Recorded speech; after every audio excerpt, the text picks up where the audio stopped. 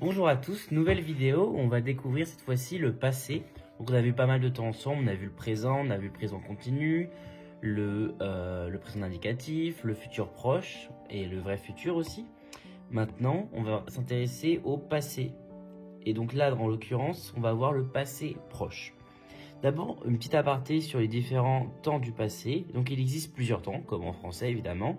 Donc on a, si je devais caractériser, on a le passé simple, qu'on va voir après. On a donc le passé simple qui s'approche au passé simple en français. On va le voir en détail dans chaque vidéo, mais je vais juste un peu vous donner une idée de la structure générale au passé. On a l'imparfait aussi. On a le plus que parfait.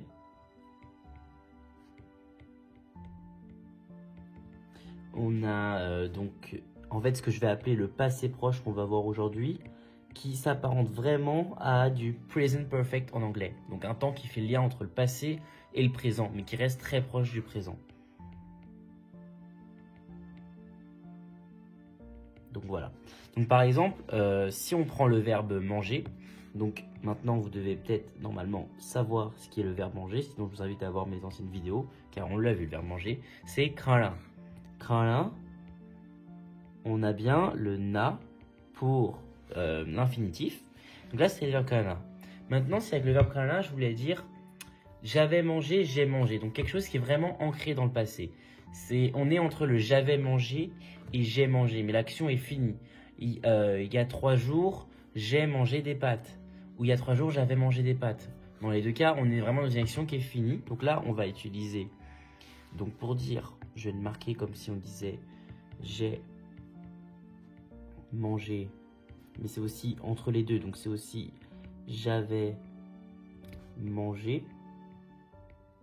Qu'est-ce que j'écris? J'avais mangé. L'action est terminée.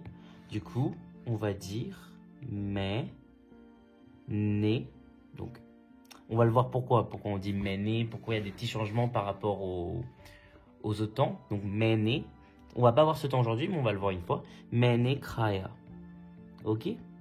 Maintenant, si on veut dire quelque chose qui est plus proche du présent. Donc, j'ai mangé, ce matin, j'ai mangé des œufs au petit déjeuner. J'ai mangé, mais on est assez proche quand même. Donc, j'ai mangé, je vais le marquer comme ça, plus proche du présent. On va dire mene kra lia. On pourrait même rajouter kra lia he. Mene kra lia. Encore une fois, on va le voir tout ça en détail après, vous inquiétez pas. Je vais juste donner un peu une structure. Donc là, on voit déjà qu'il y a deux temps. Un temps, on est vraiment dans le passé, un temps, on est plus proche du présent. Après, on a le temps qui se rapporterait à l'imparfait. Donc, j'avais mangé. Ce jour-là, j'avais mangé du poisson et après, j'étais très malade. Donc, dans ce cas-là, mais kata ta. Ok, mais kata ta. Donc ça encore, on va le voir plus en détail. Mais là, on est vraiment dans le passé. J'avais mangé. Et voilà, enfin, le temps qu'on va voir maintenant, qui devrait dire, du coup, qui est proche du présent, qui voudrait plutôt dire « j'ai déjà mangé ». En fait, vraiment, ce petit mot « déjà » là, il est vraiment important. Pourquoi? Parce qu'on est vraiment dans cette idée que quelqu'un vous demande « tu viens manger ?» Non, j'ai déjà mangé. Donc, on est vraiment sur quelque chose qui a été fait il n'y a pas longtemps. Et dans la plupart des phrases qu'on va voir après, les exemples, on est vraiment sur cette idée d'être dans un temps avec le déjà, un temps proche. Oui, non, je l'ai déjà fait, je l'ai déjà vu. Donc, il n'y a pas longtemps. Et le déjà, il revient souvent. Car si on voudrait dire que j'ai mangé, mais en restant proche du présent, on pourrait très bien utiliser ce temps. Après tout, c'est bien ça. J'ai mangé, on est proche du présent. Pourquoi on l'utilise lui? C'est vraiment quand on veut signaler ce déjà. Donc, ce temps-ci, c'est le temps qu'on va voir maintenant. C'est mais, kra, chuka pour un garçon, chuka, hum. Mais kra, chuka, hum.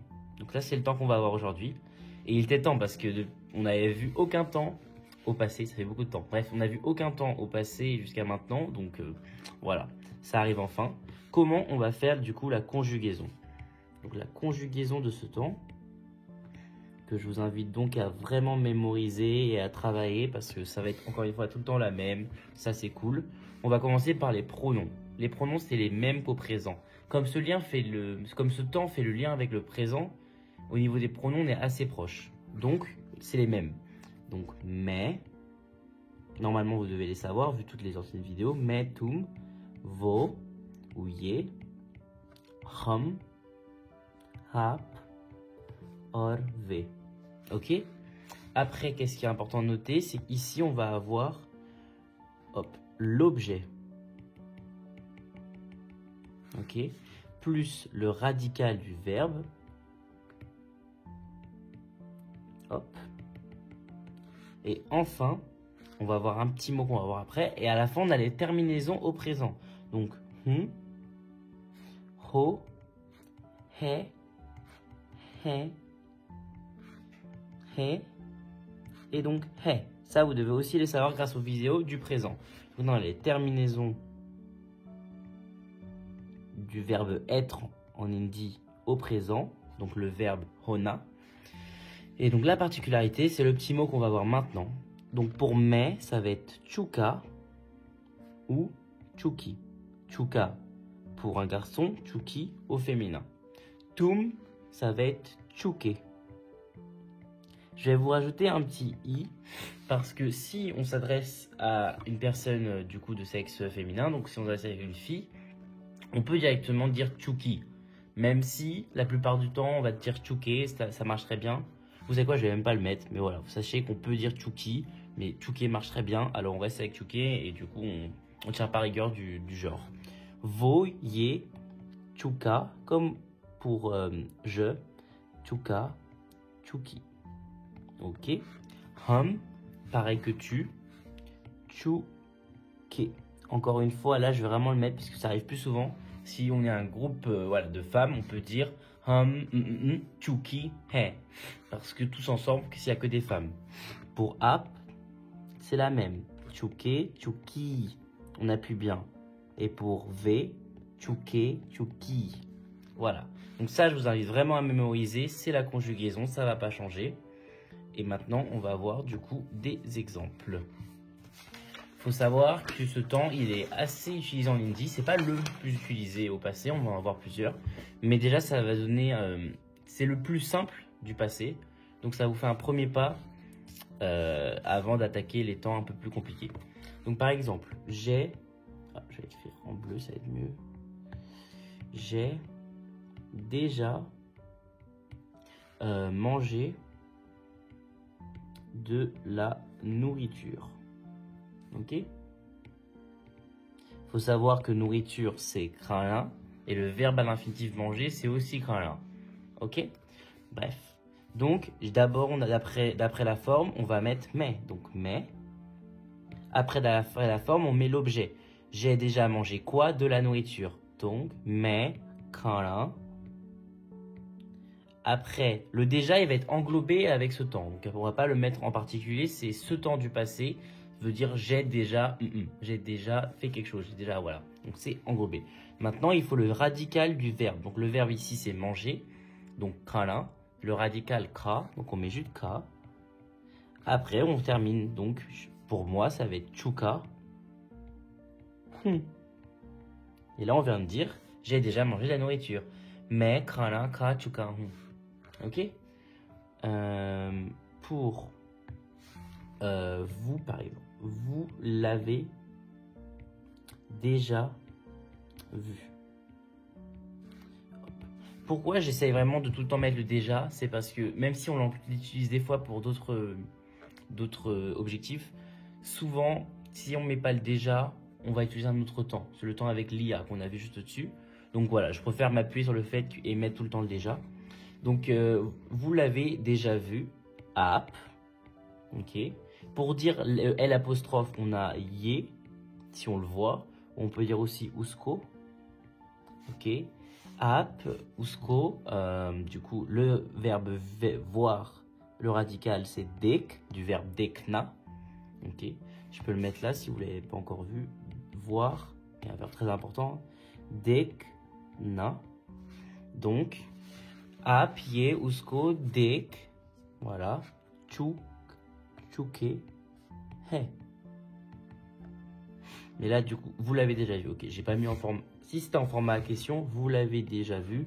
Il faudrait rajouter un petit, en fait, comme si on disait est-ce que vous l'avez déjà vu. Et le est-ce que, c'est le mot kia, qui veut dire est-ce que. Et vous voyez qu'après, toute la phrase est à l'affirmatif, comme en français. Le est-ce que prend le côté interrogatif et après, tout est à l'affirmatif. Ka a pied dek chuke he. Voilà. Phrase suivante. Par exemple, si on disait oui, je l'ai déjà vu. Ou par exemple, je l'ai, pour enlever le déjà, parce que c'est pas tout le temps que le déjà, je l'ai aussi vu. Donc, alors, oui, c'est quoi? C'est un. En hindi, oui, c'est un. Mais, usko, du coup, le aussi, parce que maintenant j'ai rajouté le aussi. Mais, bi c'est aussi. Ok? Mais bi, usko, dek, et du coup, chuka, ok? On peut continuer. Nouvelle petite phrase. J'ai déjà appris à faire des lentilles. Voilà. Ça peut être une phrase typiquement on peut demander. Alors, il faut savoir que là, on voit faire des lentilles, donc faire à manger. Et donc, faire à manger en hindi. En fait, faire à manger, c'est pas être avec le verbe karna. Le verbe karna, c'est le verbe faire. Mais on ne va pas utiliser dans ce contexte, on va utiliser le verbe banana, comme une banane. Mais on dit banana. Donc le radical, c'est bana. Ça, c'est pour faire. Donc, kana, banana, c'est faire à manger. Ok, kana, banana. Après, on a le verbe cuisiner, qui serait aussi possible. Hein. Ce serait pakana, pakana. Et enfin, on a le verbe faire tout court, qui est donc le verbe karna. Mais dans ce cas-là, on ne l'utilise pas pour la nourriture. C'est pas pour la nourriture. Dans d'autres contextes, on l'a déjà vu pas mal de fois, il est super important. Mais dans le cas de nourriture, on utilise banana, c'est le verbe. Ou sinon directement cuisiner. Donc là, j'ai mis faire, donc on va utiliser banana. Pour lentilles, je ne sais pas si on l'avait déjà vu. Lentilles, c'est dal. C'est aussi un plat indien, on dit directement dal, donc peut-être vous l'avez déjà entendu. Et appris, donc il faut le connaître, le verbe apprendre. Apprendre, c'est sikna. Ok, sikna. Un peu comme être malade en anglais, sick, mais avec un peu plus d'âge. Sikna. Ok. Donc j'ai déjà appris à faire des lentilles. Pronom mais. Je sais qu'à la fin il y aura voilà. Maintenant, l'objet, j'ai appris à faire quoi? Des lentilles. Donc, mais, dal. Après, le verbe, le radical seulement. Dal, bana. Voilà. Après, le petit nouveau mot qui indique qu'on est au passé. Chuka. Et le il est parti loin, mais bref. Hop. Mais, dal, bana, chuka, Ok? Donc là, on vient de dire, j'ai déjà... Ah merde, j'ai oublié le... Pardon. J'ai oublié le verbe apprendre. Donc là, je viens de dire, j'ai déjà fait du dal. J'ai déjà fait des lentilles. Maintenant, on veut dire, j'ai déjà appris à faire. Donc le verbe bana, il va être à l'infinitif, pardon. Il va être banana. Donc, mais, dal, banana, tout ça, ça fait partie de l'objet. Tout ça. Oh, pardon. Tout ça, c'est l'objet. L'objet qui veut dire faire des lentilles. Mais dal banana, et donc là il faudrait mettre le verbe à la place de l'oublier comme je l'ai fait. Sik, donc que le radical, chukarun. Ok? Donc là on vient d'apprendre ça. Mais dal banana sik chukarun. Si on regardait une petite nouvelle phrase, j'ai déjà mis du sel dans la nourriture. Donc à ce point-là de la vidéo, si vous avez commencé à un peu comprendre le sens et comment on forme, je vous invite à peut-être prendre en note la conjugaison pour après pouvoir l'appliquer. Donc si vous avez pris ça en compte, on peut maintenant, vous pouvez en même temps que moi réfléchir, mettre pause et regarder comment pouvoir traduire cette phrase. Donc mais, est-ce qu'il y a des mots qu'on ne connaît pas? On ne connaît peut-être pas dal. Enfin, dal c'est namak. Ok. Et mettre, je ne sais pas si on l'avait vu ensemble. Mettre, c'est le verbe dalna. Ok. Par exemple, il y en a plusieurs, mais un des verbes mettre, ce serait dalna ou lagana. Mais bref, dalna, c'est très bien. Mais, donc là, j'ai déjà mis quoi? Du sel dans ma nourriture. Donc, mais, kaname, donc dans la nourriture d'abord.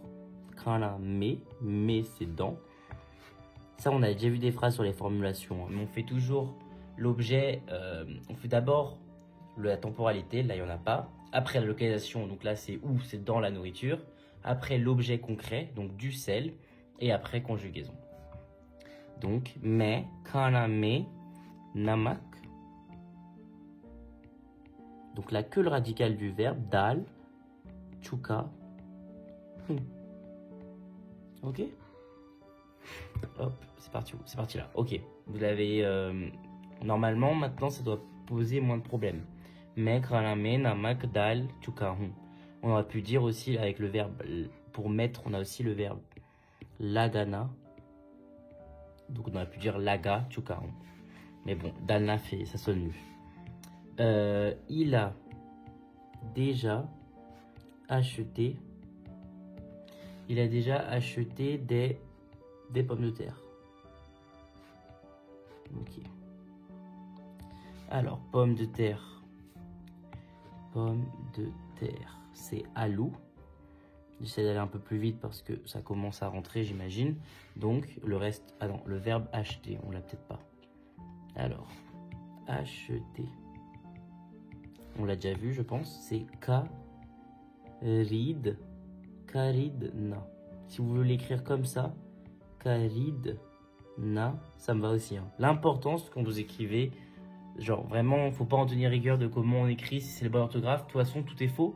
On n'écrit pas en hindi avec cette orthographe. Là, c'est l'orthographe, l'alphabet latin. On n'écrit pas avec. Donc, on s'en fout. Là, le plus important, c'est vraiment que vous l'écrivez d'une façon où vous puissiez prononcer comme je prononce. C'est tout ce qui compte. S'il y a des i, il y a des w, il y a des y, je m'en fous. Tant que vous pouvez le prononcer de la bonne façon, ça me va. Donc, acheter, c'est karidna. Et donc, c'est vo. Il a déjà acheté quoi? Des pommes de terre. Vo, alou. Acheter. Donc, vo, alou. Karid. Moi, je vais l'écrire avec deux E, mais comme vous voulez. Karid. Chuka. Allez, on dit que c'est elle. Bon, bah, attends, j'ai mis il, on va rester avec il. Chuka. He.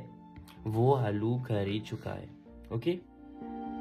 Je vais donc m'arrêter là pour cette première vidéo sur le temps chuka, chuki, on va appeler ça comme ça.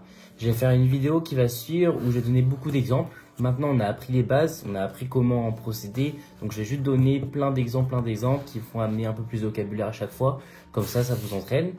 N'hésitez pas donc à liker la vidéo, à partager et vraiment à commenter. C'est le plus important car ça m'aide à réaliser vraiment à quel point c'est utile. Et il y a certaines personnes qui arrivent à apprendre une langue qui était tellement inconnue pour eux de base, tellement loin du français. Et maintenant, ils arrivent doucement à faire des phrases, ça c'est super. J'ai aussi une formation que j'ai créée, donc n'hésitez pas à aller voir, j'ai fait une vidéo pour l'expliquer un peu. Mais le plus important, c'est que du coup, je fais des cours particuliers si ça vous intéresse et j'offre du coup une première leçon où j'apprends un peu à vous connaître, ce que vous faites et donc aussi, je commence à enseigner l'hindi. Donc là, c'est super intéressant. Tout se passe sur mon adresse email, donc languemaster@gmail.com. C'est là, vous m'écrivez un message, je vais vous répondre et je vous donnerai toutes les informations. En tout cas, merci beaucoup de votre soutien et à bientôt.